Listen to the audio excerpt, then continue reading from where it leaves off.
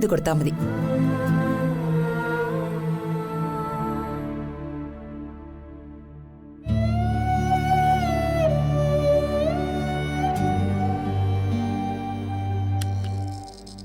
അച്ഛാ, mental സ്ട്രെസ്സാണ് reason. ECGയിൽ variation ഒന്നുമില്ല. എങ്കിലും എല്ലാവരും ഒന്ന് ശ്രദ്ധിക്കണം. ഇനി ടെൻഷൻ ഉണ്ടാക്കുന്ന കാര്യങ്ങളൊന്നും അമ്മ അറിയാൻ ഇടവരരുത്. അങ്ങനെ വന്നാ ഇനി ഇങ്ങനെ ആയിരിക്കില്ല ഹൃദയം പ്രതികരിക്കുന്നത്. സൂക്ഷിക്കണം.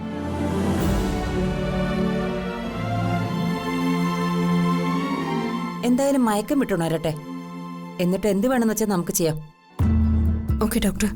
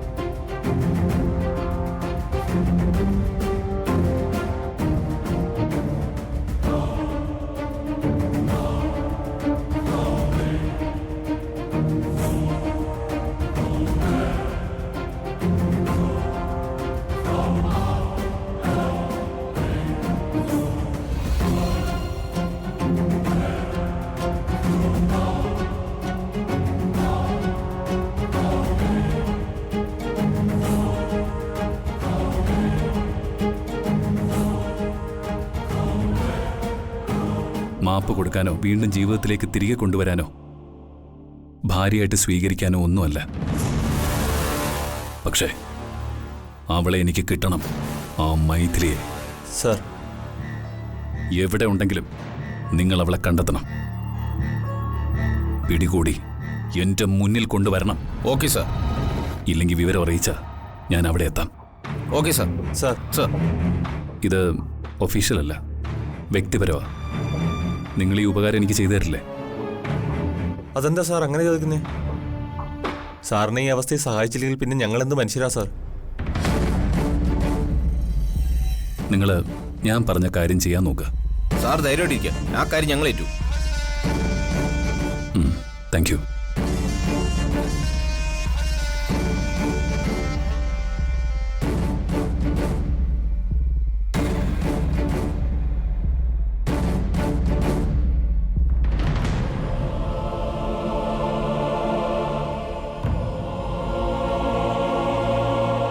മോനെ കാർത്തി, നിന്നെ ഉപേക്ഷിച്ച് പോയവളെ നീ എന്തിനാ എന്നെ അന്വേഷിക്കുന്നേ? നിന്നെ വേണ്ടാന്ന് വെച്ചല്ലേ അവള് പോയത്. അതാരുടെയും പ്രേരണ കൊണ്ടാണെന്ന് ഞാൻ കരുതുന്നില്ല. കൊച്ചുകുട്ടിയാണോ അവൾ പ്രേരണയിൽ വീഴാൻ? അവളും അവനും തമ്മിൽ പ്രണയമായിരുന്നു. അതാ അതിന്റെ വാസ്തവം. നിന്നെപ്പോലെ അറിവും വിവേകവും കഴിവും കരുത്തുമുള്ള ഒരു ചെറുപ്പക്കാരനെ ഉപേക്ഷിച്ച് അവള് പോകണമെങ്കിൽ അത് പ്രേമം തന്നെ. പ്രേമം. അങ്ങനെ ഉറക്കത്തിൽ പോലും നിന്നെ വഞ്ചിച്ചിട്ട് പോയ ഒരു പെണ്ണിനെ നീ എന്തിനു അന്വേഷിക്കുന്നു? അതാ എനിക്ക് മനസ്സിലാവാത്തത്. പിന്നെ ഇത്തരം കാര്യങ്ങൾ ഞാനും നീ തമ്മിൽ സംസാരിക്കുമ്പോൾ അതിന് ചില പരിമിതികളൊക്കെ ഉണ്ട്. കാരണം ഞാൻ അച്ഛനും നീ മകനുമാണ്.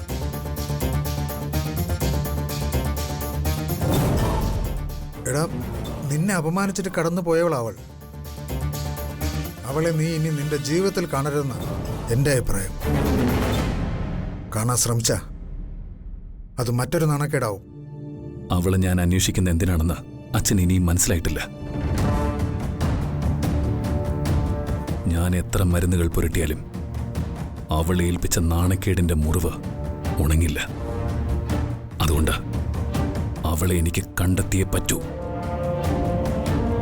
ഒരു ദിവസമല്ല, ഒരാഴ്ചയോ അല്ല, മാസങ്ങളോളം മനസ്സിൽ മറ്റൊരാളെ പ്രതിഷ്ഠിച്ച് എന്നെ വഞ്ചിച്ചവളവള്. ഒരാണിന്റെ പ്രതികാരം എന്താണെന്ന് അവൾ അറിയണം. അത് ഞാൻ അവൾക്ക് അറിയിച്ചു കൊടുക്കും. മോനെ കാർത്തി,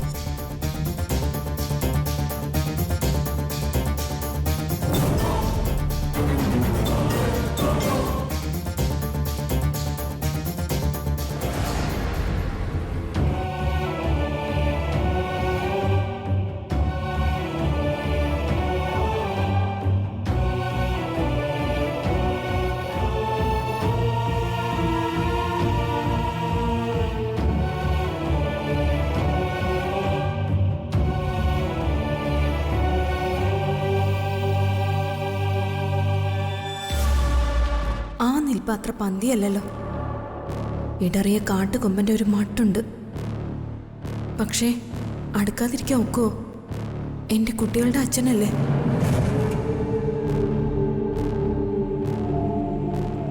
ഹോസ്പിറ്റലിന്റെ അകമാണെന്നൊന്നും ജഗദീഷേട്ടൻ കരുതില്ല. അടി ഏത് കാരണം നോക്കിയാണ് വരുന്നതെന്നും അറിയില്ല. എന്തായാലും ചെന്നേക്കാം.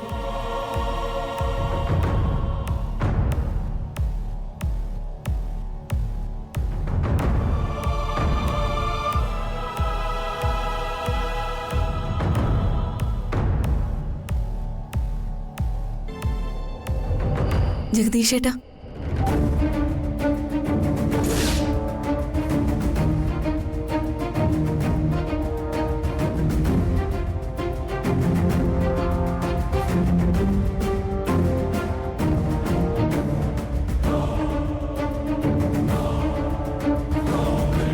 ടെൻഷനിലാണോ? അല്ലടി, ഞാൻ വലിയ ഹാപ്പിയില്ല. I am very very happy. എന്താ മതിയോ? എന്റെ അമ്മ അകത്ത് ഐസിയു കിടപ്പില്ല. അപ്പൊ അവളുടെ ഒരു ചോദ്യം, ടെൻഷനാണോ? നിനക്കവര് ആ ജന്മ ശത്രുവായിരിക്കും. പക്ഷേ എനിക്ക് അവരെന്റെ കാണപ്പെട്ട ദൈവമാ. കാണപ്പെട്ട ദൈവം. ചെമ്പകമംഗലത്തെ അമ്മ എനിക്കും കാണപ്പെട്ട ദൈവമാ. എനിക്കറിയാവടി നിന്റെയൊക്കെ മനസ്സിലിരിപ്പ്. മറിച്ചെങ്ങാനും നീ പറഞ്ഞ എന്റെ കൈത്തിരിപ്പ് നിന്റെ പെടലിക്കായിരിക്കുന്ന നിനക്ക് നന്നായിട്ട് അറിയാം. അത് പേടിച്ചില്ലടി നീ പറഞ്ഞത് എന്റെ അമ്മ കാണപ്പെട്ട ദൈവമാന്ന്. അയ്യോ, അങ്ങനെയല്ല. മിണ്ടരുത് നീ. എന്റെ മുന്നിലെ അഭ്യാസമോ തരികിട ഇറക്കിയ നീ വിവരം അറിയും. ജഗദീഷേട്ടാ, ഭാര്യയെ അടക്കി പിരിക്കുന്ന ഭർത്താവൊന്നും അല്ല ഞാൻ. പക്ഷേ ഭാര്യ നേരും നിറവുള്ളവളായിരിക്കണം. ഞാൻ എന്ത് നെറുകേട് കാണിച്ചു ജഗദീഷേട്ടാ?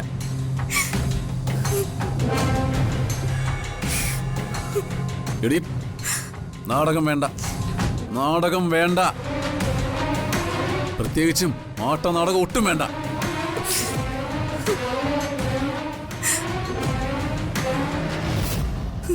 ഞാൻ നേരെ വാ നേരെ പോകുന്ന ആദർശത്തിൽ വിശ്വസിക്കുന്ന ഒരു സാധാ മനുഷ്യനാ. അമ്മ കഴിഞ്ഞാൽ ഞാൻ ഏറ്റവും കൂടുതൽ സ്നേഹിക്കണമെന്ന് ആഗ്രഹിക്കുന്ന എൻ്റെ ഭാര്യയും അങ്ങനെ തന്നെ ആയിരിക്കണമെന്ന് എനിക്ക് നിർബന്ധമുണ്ട്. നീ സത്യസന്ധതയുള്ളവളായിരുന്നെങ്കിൽ, സ്വന്തം കുടുംബത്തോട് സ്നേഹമുള്ളവളായിരുന്നെങ്കിൽ എൻ്റെ അമ്മ ഹൃദയം തകർന്ന് ഹോസ്പിറ്റൽ ഐസിയു കിടക്കില്ലായിരുന്നു.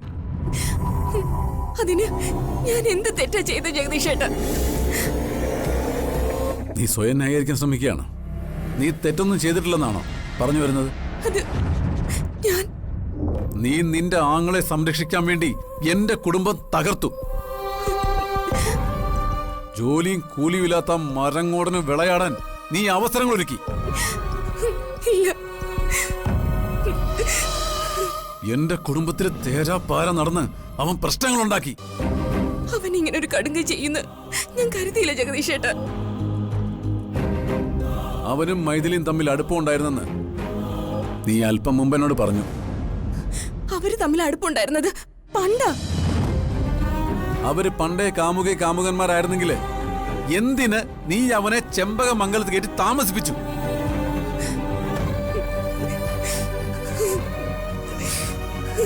എന്തിന് നീ അവർ തമ്മിലുള്ള ബന്ധം എന്നെ ഇന്ന് മറച്ചു വെച്ചു? പറയടി. ജഗദീഷേട്ടാ, അപ്പോ നീ അവന് കൂട്ടുന്നു എന്നർത്ഥം. അയ്യോ ജഗദീഷേട്ടാ, അങ്ങനെയൊന്നുമില്ല. ആങ്ങളെ രക്ഷിക്കാൻ വേണ്ടി നീ സ്വന്തം ഭർത്താവ് എന്നെ വഞ്ചിച്ചു. ഇല്ല. അതല്ലേ സത്യം? അയ്യോ. എടീ, നമുക്ക് നമ്മുടേതായ സ്വകാര്യതകളുണ്ട്. ഞാനും നീയും നമ്മുടെ 2 കുട്ടികളോടങ്ങുന്നൊരു കൊച്ചു ലോകം. അത് നമുക്ക് ചെമ്പകമംഗലത്തുണ്ട്.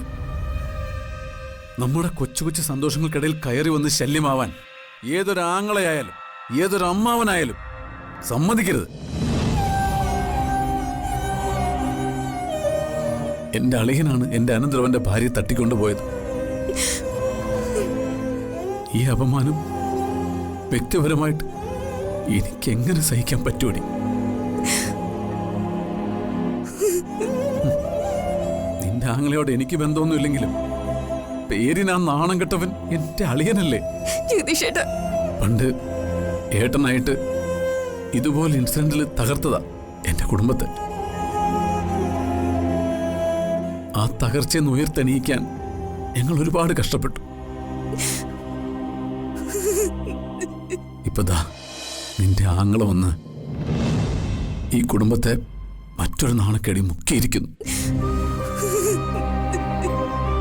ഇതിന്റെ പേരിലുണ്ടാകുന്ന കൊടുങ്കാറ്റുകൾ എന്നെങ്കിലും ശാന്തമാവുമെന്ന് നീ വിശ്വസിക്കുന്നുണ്ടോ? ഒറ്റക്കാര്യം എനിക്ക് പറയാനുള്ളൂ. എൻ്റെ അമ്മയ്ക്ക് എന്തെങ്കിലും പറ്റിയ ഈ ജഗദീഷ് മറ്റൊരാളായി മാറും. പിന്നെ ഞാൻ എന്നിലെ മനുഷ്യത്വത്തെ അങ്ങ് മാറ്റിവെക്കും. എൻ്റെ കുടുംബം തകർത്ത ഒന്നിനെയും ഞാൻ വെറുതെ വിടില്ല, നിന്നെ പോലും.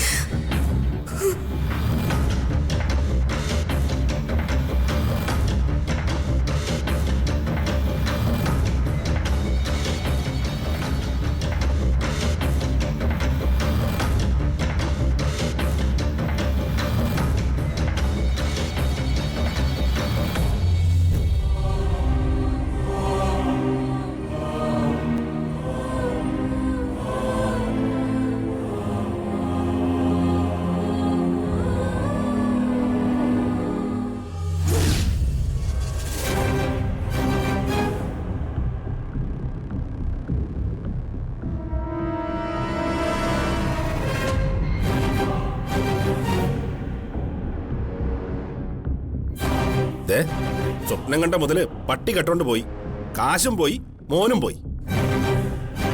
ഇതാണ് ഞാൻ പണ്ട് മുതലേ പറയാറില്ലേ, ആ കുരുത്തം കെട്ടവൻ നിന്റെ മോനാണെന്ന്. അവനെ പ്രസവിച്ചിട്ടേ ആദ്യം അവന്റെ മുഖത്തേക്ക് നോക്കിയപ്പോഴേ ഞാൻ ഞെട്ടിപ്പോയത് ഇപ്പോഴും ഓർക്കുന്നു. അല്ല, അതെന്തിനാ നീ ഞെട്ടിയത്? ഒറ്റ നോട്ടത്തിൽ തന്നെ എനിക്ക് മനസ്സിലായി ഇവനെ നിങ്ങളുടെ മകനാണെന്ന്. നിങ്ങളുടെ എല്ലാ ഉടായ്പകളും അന്നേ ഞാൻ അവന്റെ മുഖത്ത് വായിച്ചു. മണ്ടത്തരം അവൻ കാണിച്ചത്. എന്ത് മണ്ടത്തരം? എടി, അവൻ ആ മീനാക്ഷിയുടെ കഴുത്തിൽ താലി കെട്ടി ആ 1.5 കോടി കൈപ്പറ്റി അതിൽ നിന്ന് ഒരു 50 ലക്ഷം നമുക്കും തന്ന് അവൻ ആ മൈദിയിലൂടെ ഒളിച്ചോടമായിരുന്നില്ലേ? അല്ലേ? അങ്ങനെ ചെയ്തിരുന്നെങ്കിലേ ആ ഒളിച്ചോട്ടത്തിന് ഒരു അന്തസ്സൊക്കെ ഉണ്ടാകുമായിരുന്നു. അന്തസ്സും അഭിമാനവും ഒക്കെ പോയി പണി നോക്കട്ടെ. കാശ് പോയതില്ല എനിക്ക് സങ്കടം. ഇതിലും ഭേദം വല്ല ലോട്ടറി എടുത്താ മതിയായിരുന്നു. അതെ, എനിക്ക് പേടി അതല്ലടി. നിങ്ങൾക്കെന്താ ഇത്ര പേടി? ഇടി, ആ തള്ള ഐസി കിടന്നെങ്ങാനും തട്ടിപ്പോയാലേ പണി നമുക്ക് പാലും വെള്ളത്തിൽ കിട്ടും. അയ്യോ, അത് ശരിയാണല്ലോ. ചെമ്പകമംഗലത്ത് രാജലക്ഷ്മി അമ്മയെ കൊന്നതിന്റെ കുറ്റം നമ്മുടെ മകൻ വൈശാഖിന്റെ പെടലിക്കിരിക്കും. അയ്യോ, ഐസി കിടക്കുന്നത് ചെറിയ കക്ഷിയൊന്നുമല്ല. കേരളം മുഴുവൻ അറിയപ്പെടുന്ന ഒരു മഹത് വ്യക്തിയാ. അവരെ കൊന്നത് വൈശാഖാണെന്ന് ജനം അറിഞ്ഞാലേ അവനെ എടുത്തിട്ട് നാട്ടുകാര് പൊറോട്ട അടിക്കും. അല്ലെങ്കിലും അവരെ ആ കാർത്തിക്ക് വെറുതെ വിടുമെന്ന് തോന്നുന്നുണ്ടോ? അതും ശരിയാ. ഇക്കാലത്ത് ക്ഷയരോഗം ഇല്ല, പക്ഷേ ഭാവിയിൽ ഇടികൊണ്ട് ക്ഷയരോഗിയായി വരുന്ന നമ്മുടെ മോനെ നമുക്ക് രണ്ടുപേർക്കും കാണാം. എന്താ നിങ്ങൾക്ക് പോവാറായില്ലേ? നിങ്ങളുടെ പുന്നാര സന്തതി എന്റെ ജീവിതം തകർത്തല്ലോ. അപ്പോ ആ പുന്നാര സന്തതി നിന്റെ ആരുമല്ലേ മോളെ? അവൻ എന്റെ ആരുമല്ല. ദ്രോഹി.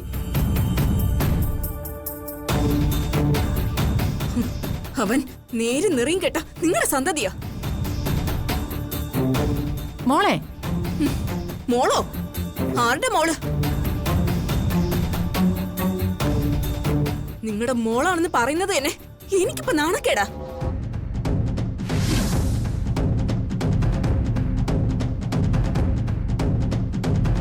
നിങ്ങൾക്കറിയോ, പണവും പ്രതാപവും കുടുംബ മഹിമയും കണ്ടല്ല എന്റെ ജഗദീഷേട്ടൻ എന്റെ കഴുത്തിൽ താലി കെട്ടിയത്. ജഗദീഷേട്ടന് ആദ്യം കണ്ടപ്പോഴേ എന്നെ ഇഷ്ടമായി, വലിയ ഇഷ്ടം. ഒരു വലിയ ഇഷ്ടത്തെയാ എന്റെ ആങ്ങളെന്ന് പറയുന്ന ആ വൃത്തിയായിട്ടവൻ വന്ന് താർത്ത് കളഞ്ഞത്. എന്നെ കല്യാണം കഴിക്കുന്നതിന് പ്രതിഫലമായി ഒരു പൈസ ജഗദീഷേട്ടൻ ശ്രീധരൻ ചോദിച്ചു. നിങ്ങൾ കൊടുത്തോ? കൊടുത്ത വാങ്ങിക്കോ ജഗദീഷേട്ടൻ? എന്റെ വീട്ടിലെ വിളക്കാവാൻ എനിക്കൊരു പെണ്ണ് വേണം. അവളൊരു മഹാലക്ഷ്മിയെ പോലെ വിളങ്ങണം. മഹാലക്ഷ്മി ഉള്ളപ്പോ പണം എന്തിനാണെന്നല്ലേ ജഗദീഷേട്ടൻ ചോദിച്ചത്. പരിക്കനെ പോലെ പെരുമാറുമെങ്കിലും ഒരു കടലോളം സ്നേഹം എനിക്ക് തന്ന ആ വലിയ മനുഷ്യന്റെ മുഖത്തൂടിയ എന്റെ അങ്ങളെ കരിവാരി തേച്ചത്.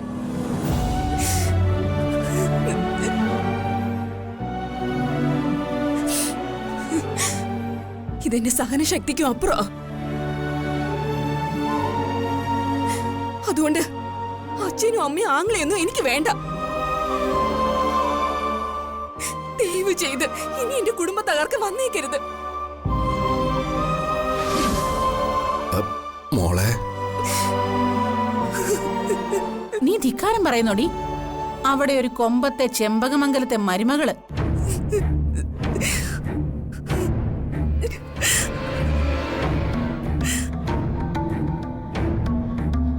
നിങ്ങൾ ഇതുവരെ പോയില്ലേ? കല്യാണ കച്ചേരിയൊന്നും ഇനി ഇല്ല. അടുത്ത പെരുമഴയ്ക്കുമ്പോ വീട് വെട്ടാൻ നോക്ക്. അല്ലെങ്കിൽ ചിലപ്പോ കാലപുരിക്കായിരിക്കും പോകേണ്ടി വരിക. അല്ല മോനെ. മോനോ? ഏത് മോൻ? എന്നെ മോനൊന്നും വിളിക്കണ്ട. നിങ്ങളുടെ മോനെ വളരെ വൈകാതെ തന്നെ ഒരു പെട്ടിയിലാക്കി ആംബുലൻസിൽ അങ്ങോട്ട് അയക്കാം.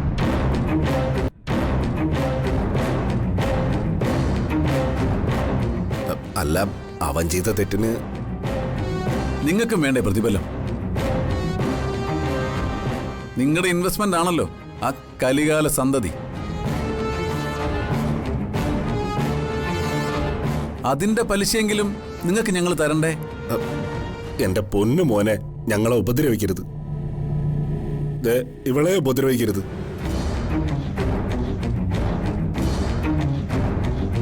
ഇവളുടെ കാര്യം പറയാൻ നിങ്ങൾക്ക് എന്താ അധികാരം? മാലതി എന്റെ ഭാര്യയാണ്, എന്റെ ഹൃദയത്തിന്റെ ഉടമ. മനസ്സിലായോ? ഇവളുടെ കഴുത്തിൽ ഞാൻ മിന്നു കെട്ടിയപ്പോ തീർന്നു നിങ്ങളുടെ അവകാശം. ഇനി എന്റേതാണ് ഇവൾ. ത്രയംബകം വില്ല് കൊലിച്ചൊന്നുമല്ല ഞാൻ ഇവളെ കല്യാണം കഴിച്ചത്. അയോധ്യയിൽ അങ്ങാടിയില് ഏതോ ഒരു അലക്കുകാരൻ അപവാദം പറഞ്ഞു നടന്നപ്പോ സീതയെ രാമൻ കാട്ടിലുപേക്ഷിച്ചു. ഇവിടെ 1000 അലക്കുകാർ അപവാദം പറഞ്ഞാലും ഞാൻ ഇവളെ ഉപേക്ഷിക്കില്ല.